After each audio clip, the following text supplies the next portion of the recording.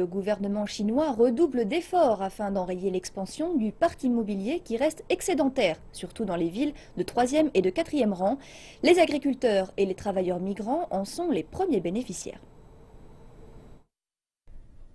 Tandis que les ventes immobilières dans les villes de premier et de deuxième rang se rétablissent, les villes de troisième et de quatrième rang sont toujours en difficulté. Les villes de petite taille disposent d'un parc immobilier important du fait d'une construction excédentaire par rapport à la demande. Le stock de logements de ces petites villes est très important car il concentre 70% de l'investissement immobilier du pays.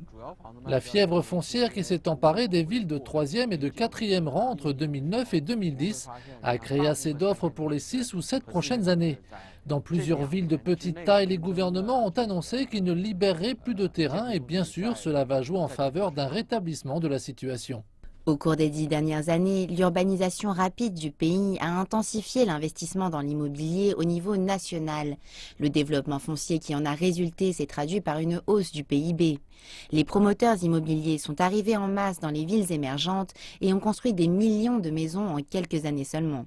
Et tout cela sans penser au marché dans son ensemble. La ville d'Ordos, en Mongolie intérieure, est entourée de prairies et constitue un parfait exemple de ce que l'on appelle à présent les villes fantômes. Le sous-développement industriel et le manque de population y ont laissé un grand nombre de constructions inhabitées et invendues. Hormis le manque d'activité industrielle, la demande fluctue au gré de nombreux facteurs. La demande insuffisante dans les villes de petite taille résulte également de revenus fiscaux déséquilibrés, du manque de services médicaux et éducatifs, ainsi que de services publics en général.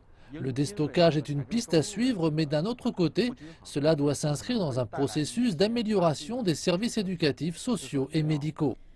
Située au nord de la Chine, la province du Shanxi vient de faciliter les procédures d'acquisition d'une habitation. Ce faisant, elle devient la 4e province à revoir sa législation en la matière. Cette année, le gouvernement a d'ores et déjà adopté des mesures visant à encourager les citoyens à acheter des biens immobiliers dans les villes de 3e et de 4e rang. Parmi ces mesures, on retrouve l'abaissement du taux de paiement de 60 à 30% pour les acquéreurs d'une seconde résidence ou encore la mise en place de subventions foncières à destination des fermiers. Le but est d'encourager les travailleurs en zone rurale et les fermiers à venir s'installer en ville. Toutefois, l'adoption de ces mesures favorables ne semble pas encore avoir été suivie d'effet. Les villes plus petites ont toujours besoin de 3 fois plus de temps pour faire diminuer leur stock que les grandes villes. Yuan Yuejin, directeur de recherche à l'Institut R&D, explique qu'il revient au gouvernement de créer des conditions attractives pour les populations dans ces villes de moindre envergure. La clé est d'introduire plus d'industrie. Le gouvernement devrait développer de nouveaux foyers de croissance dans les villes de petite et de moyenne taille. Il faut combiner cela à une production agricole, des politiques sociales et des infrastructures de transport. De cette façon, des parcs industriels et des quartiers commerçants pourraient être créés, ce qui attirerait plus de monde. Le marché immobilier s'en porterait mieux.